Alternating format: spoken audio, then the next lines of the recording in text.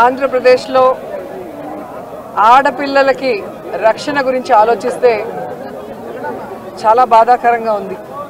ఎందుకంటే ఎక్కడ చూసినా రేపులు, మర్డర్లు అండ్ ఆడపిల్లల కాలేజీ బాత్రూమ్స్లో హిడెన్ కెమెరాలు పెట్టి ఏ విధంగా పైశాచిక ఆనందం పొందుతున్నారో మనం చూస్తున్నాం. ఈరోజు నేరస్తులకి ఇంత ధైర్యం వచ్చింది అంటే దానికి ఈ ప్రభుత్వం సిగ్గుపడాలి. ఎందుకంటే గతంలో జగన్మోహన్ రెడ్డి గారి ప్రభుత్వంలో ఒక తప్పు జరగాలి అంటే ఎంత భయం ఉండేదో మీకు అందరికీ తెలుసు. సో ఎవరైనా కూడా దిశ యాప్ని యూజ్ చేయకుండా ఏదైనా అఘాయిత్యానికి అమ్మాయి లోబడితే 24 గంటల లోపల నేరస్తుల్ని అరెస్ట్ చేసి వారిని శిక్షించే విధంగా చట్టాన్ని కఠినతరం చేశారు. కాబట్టి ఆ రోజుల్లో ముచ్చుమరి లాంటి ఘటనలు జరగటం అనేది మనం చూసుండం. నిజంగా చాలా బాధాకరం. ఒక 9 ఏళ్ల అమ్మాయిని రేప్ చేసి చంపేసి ముక్కలు చేసేశారు. 60 రోజులు అవుతున్న అమ్మాయి శవాన్ని కూడా ఇంతవరకు తీసుకురాలేకపోయారు. అసలు ఆ కుటుంబాన్ని పరామర్శించడానికి సీఎం గారు కానీ హోంమంత్రి గారు కానీ వెళ్ళలేదు అంటే కారణం ఏంటో నాకైతే అర్థం కాలేదు.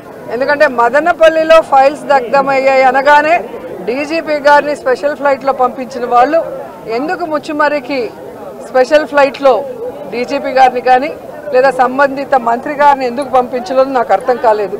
అలాగే నిన్న పేపర్లో చూశాను, గుడ్లవల్లేరు కాలేజీలో బాత్రూమ్స్లో హిడెన్ కెమెరాలు పెట్టారని పిల్లలు వచ్చి ఆడపిల్లలు చెప్తే అసలు అక్కడ ఏం జరగలేదని ఎస్పీ గారు చెప్పడం చాలా దురదృష్టకరం.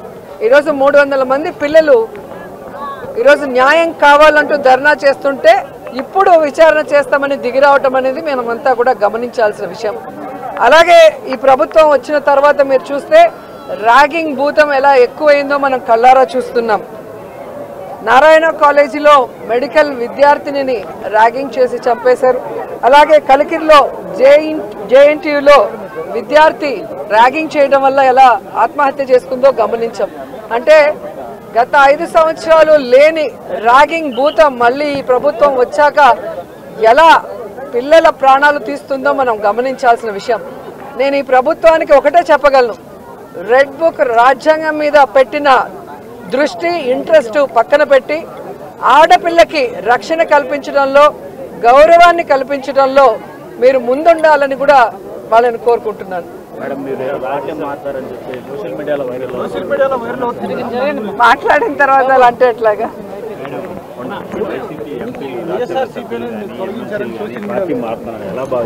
వాళ్ళని అడగాలి సార్, వెళ్తున్న వాళ్ళని అడగాలి. ఇది ఈరోజు కాదు, గతంలో కూడా జగన్మోహన్ రెడ్డి గారి ప్రభుత్వం అపోజిషన్లో ఉన్నప్పుడు 2014 to 19 కూడా ఇలాగ చాలా మంది మారారు.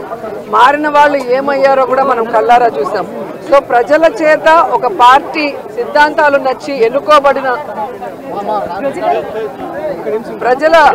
పార్టీ సిద్ధాంతాలు నచ్చి ఎన్నుకోబడిన వాళ్ళు, పార్టీ నియమించిన వాళ్ళు ఈరోజు వెళ్ళిపోతుంటే వాళ్ళు ఆలోచించుకోవాలి వాళ్ళు చేస్తుంది కరెక్టా తప్ప అనేది. సో దీనివల్ల జగనన్నకో వైఎస్ఆర్సీపీ పార్టీకో ఎటువంటి నష్టం ఉండదు. ఎందుకంటే ఎప్పుడూ కూడా పార్టీకి ద్రోహం చేసి వెళ్ళిన వాళ్ళని ఎవరూ కూడా గౌరవించరు, క్షమించరు.